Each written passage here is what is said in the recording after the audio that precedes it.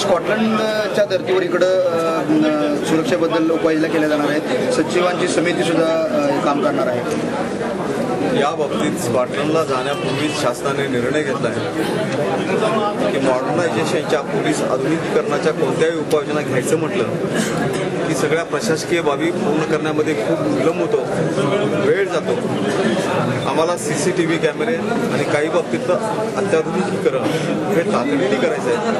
म्हणून राज्य सरकारने असा निर्णय घेतला की मुख्य सचिवांच्या अध्यक्षतेखाली हाय पॉवर कमिटी गठीत करण्यात आलेली आहे, जी सगळ्या पद्धतीची आधुनिकीकरण आहेत। त्यासाठी लागणाऱ्या ज्या इन्स्ट्रुमेंट्स आहेत, CCTV कॅमेरे असतील, त्यासाठी लागणारे कॉम्प्युटर असतील, इंटरनेट सिस्टीम्स असतील, ह्या सगळ्या सिस्टीमसाठी लागणाऱ्या सुविधा उपलब्ध करणं, त्यासाठी आवश्यक असणारं मनुष्यबळ उपलब्ध करून देणं आणि त्यासाठी आवश्यक असलेल्या इमारती, जागा त्या उपलब्ध करून देणं, यासाठी हाय पॉवर कमिटी आम्ही अपॉइंट केलेली आहे। कोणत्याही मंत्र्याकडे फाईल्स प्रलंबित राहिली अशा पद्धतीचा आक्षेप येऊ नये आणि ही कामं तातडीने मार्गी लागावीत म्हणून ही कमिटी गठीत करण्यात आली आहे। नाशिकमध्ये तरुणींच्यावर बलात्कार झाले, क्राईम रेट वाढतोय, चिंतेचं एक मी नाशिकच्या SP-शी आजच बोललो।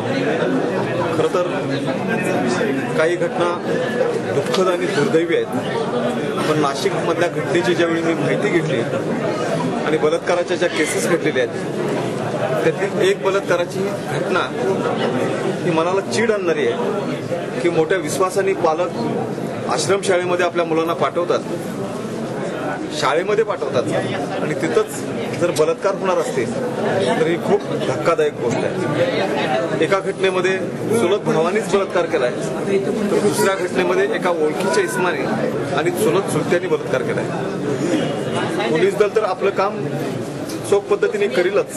हा सगळ्या घटनेमधले आरोपी तर पोलिसांनी पकडलेलेच आहेत, पण एकंदरीतच जो नैतिक स्तर दिवसेंदिवस बिघडत निघालाय ही बाब मी अतिशय चिंताजनक मानतो। आता चुलत भाऊ, चुलता, शिक्षक हेच जर अशा प्रकारमधल्या गुन्ह्यात जर गुन्हेगार ठरायला लागले तर नेमकं त्यांना कशा पद्धतीने कठोर कारवाई करायची या संदर्भातही काही धोरण ठरवण्याची आवश्यकता आहे। आज एखाद्या पोलीस स्टेशनमध्ये पोलिसांच्या कस्टडीमध्ये असताना किंवा दवाखान्यामध्ये असताना जर कोणावर बलात्कार झाला तर आधीच्या शिक्षेची तरतूद आहे। आता अशा ओळखीच्या इस्माकडून जर बलात्काराचे गुन्हे घडत असतील तर त्यांना कठोर स्वरूपाची शिक्षा असली पाहिजे, याही बाबतीतलं काही धोरण निश्चित घेतलं जाईल आणि तशा पद्धतीची शिफारस आम्ही केंद्र सरकारला करू। पारसनीस निवृत्त होत आहेत, नवीन DG कोण असतील?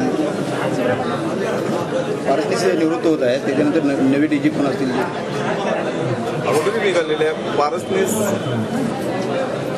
वयोमानाप्रमाणे निवृत्त झाल्यानंतर ते आज निवृत्त होतील।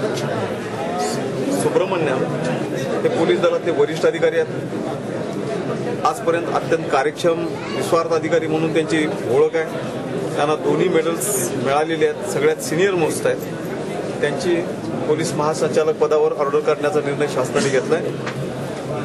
पोलीस महासंचालक पदावर त्यांची नियुक्ती झाल्यामुळं अँटी करप्शनमधलं त्यांचं जे पद रिक्त होईल त्या पदावर संजीव दयाल यांची नियुक्ती करण्याचाही निर्णय शासनाने घेतला। कोल्हापूर 6 अहवाल आलाय, परंतु अद्याप कारवाई वगैरे प्रशासकीय याच्यावर राहिली आहे। खरं तर कोल्हापूरच्या घटनेमध्ये प्राथमिक अहवाल आल्यानंतरच आम्ही सगळ्या ऍक्शन्स घेतलेल्या आहेत। एक तर प्रशासकीय दृष्ट्या दुर्लक्ष केलं, उदासीनता दाखवली म्हणून SP-ची बदली करण्यात आलेली आहे। त्या घटनेमध्ये जे आरोपी होते त्यांच्यावर गुन्हे नोंद करून त्यांना अरेस्ट करण्यात आलेली आहे। कर्मचाऱ्यावर नियंत्रण ठेवण्यात वरच्या अधिकाऱ्यांनी दुर्लक्ष केलं म्हणून त्यांना सस्पेंड करण्यात आलेलं आहे। कोल्हापूरच्या घटनेमध्ये जे कोणी प्रत्यक्ष कृत्यामध्ये सहभागी होते त्यांच्यावर गुन्हे नोंद करणं आणि त्यांच्याकडे दुर्लक्ष दाखवलं म्हणून त्यांना निलंबित करण्याच्या सगळ्या कारवाया शासनाने केलेल्या आहेत।